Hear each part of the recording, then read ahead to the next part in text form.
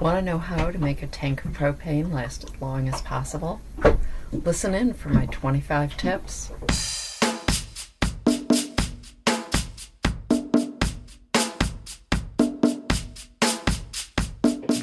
Hi, welcome to the Boat Galley Podcast.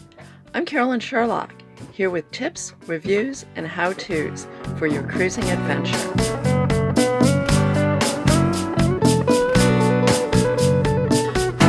This episode of the Boat Galley Podcast is sponsored by GoSun.co, inventors of the world's fastest, most compact solar cookers for all your ship-to-shore culinary adventures. GoSun, using the power of the sun to fuel your galley life. Use coupon code GALLEY2018 to save 10% on any order through December of 2018. Slow down, slow down.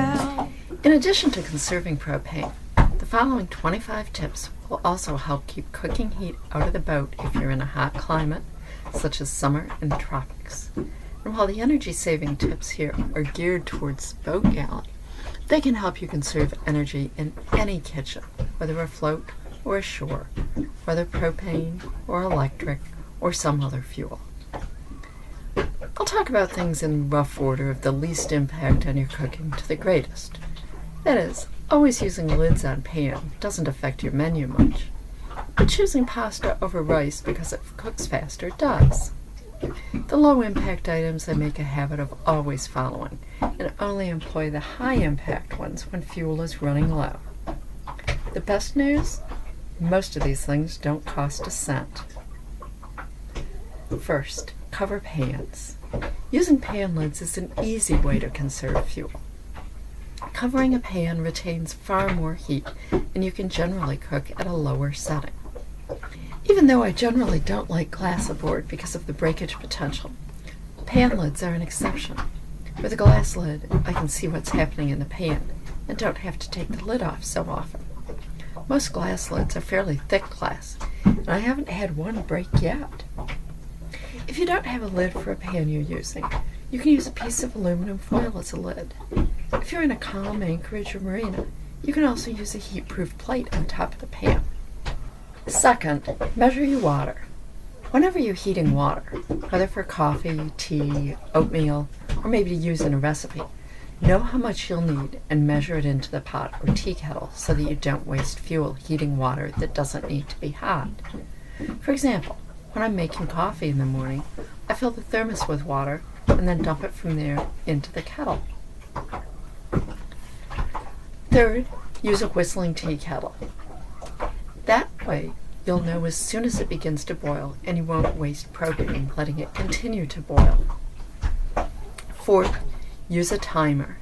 Either wear a wristwatch with a timer or get a timer with a loud buzzer that can be heard all over the boat, including up on the deck. Use it whenever you're cooking to remind you to turn the heat down or take things off the fire. It's really easy to forget food and let it cook longer than intended. And even cooking something 1 minute longer than it needs wastes fuel. For example, cooking something 11 minutes instead of 10 wastes 10% of your fuel. And if your propane tank would otherwise last you 90 days, consistently wasting 10% of it means that you'll have to find propane 9 days sooner. Plan ahead. See if you can combine cooking or heating for more than one dish. For example, if you're having rice for dinner and want a rice salad for lunch the next day, cook the rice for both at once.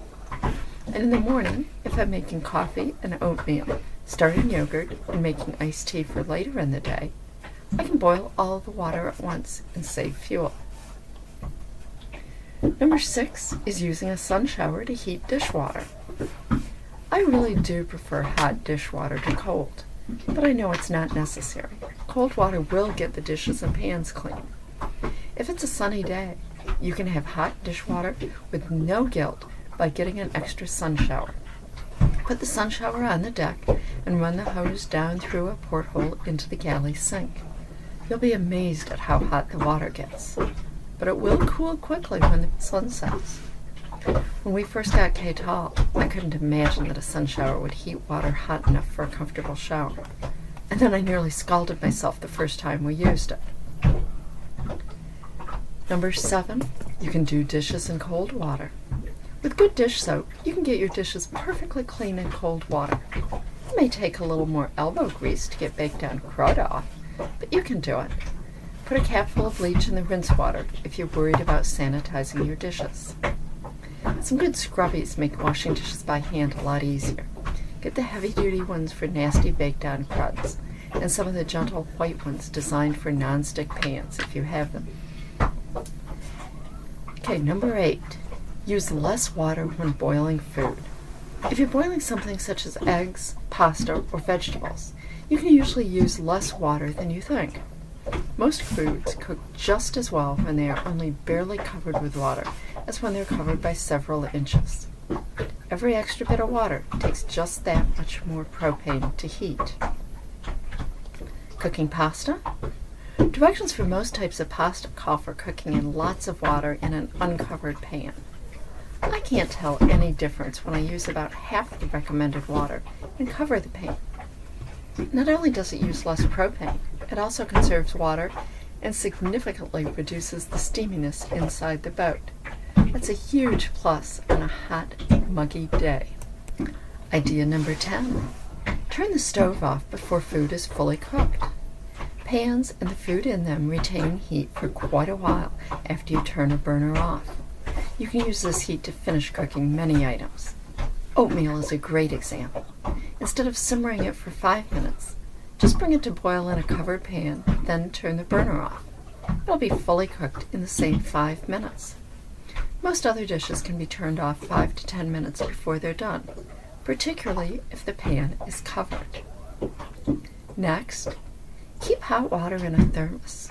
If you're boiling water and know you'll need more in a few hours, boil it all at once and keep the extra in a good thermos. The best ones will keep water near boiling for several hours, but even if you need it freshly boiling later, it won't take nearly as long if it starts out hot from the thermos. Another idea is to keep hot water in an air pot, one of those things where you press on the top to pour it when you need it. A good thermos will keep water hot longer, but an air pot is often more convenient. A bungee or Velcro strap in a strategic location will keep either one from tipping over or becoming a missile with the natural motion of the boat. Okay, let's talk about making iced tea. Now, my first way is sun tea. If you're in a sunny location, you can make sun tea instead of heating water on the stove. Just fill a plastic bottle. That's one that's got a tight cap. Usually you want one that's like half a gallon to a gallon, but smaller sizes can work. You put water in it and you add tea bags so that the bag is in the water, but the tag is outside. I use 6 to 7 tea bags for a half a gallon, but it's really a matter of personal preference. Screw the top on right over the strings for the tags. Put the bottle in a sunny place for about 4 hours. Make sure it's tied on or in a secure location, and it'll slowly brew with the heat of the sun. Remove the tea bags and chill before serving. You can use a glass bottle, but I prefer not to risk breaking one. The trade-off is that tea will stay in a plastic container over time. Now, a second way to make iced tea is cold brewed tea. It's absolutely excellent with no bitterness. And an added bonus is that it doesn't get cloudy in a few days like hot brewed tea. Just fill a plastic bottle, just as you would for sun tea, but you put it in the refrigerator for 8 hours or overnight before removing the tea bags. If the weather doesn't allow you to make sun tea, and you don't want to wait the time it takes for cold brewed, you can make a concentrated brew with just 1 to 2 cups of boiling water. Put the number of tea bags you'd use for the total amount of tea into a heat-proof measuring cup or bowl and pour the boiling water over them. Let it steep 3 to 5 minutes, then remove the tea bags. Pour the concentrate into your tea jug, fill with water, and chill. Okay, now we're on to number 15.